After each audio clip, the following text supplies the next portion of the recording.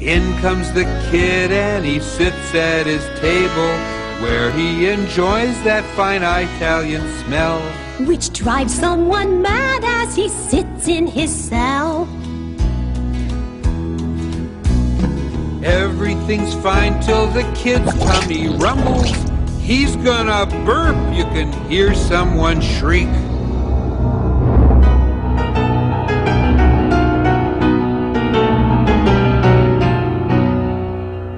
That's when the crowd flees the place in a panic.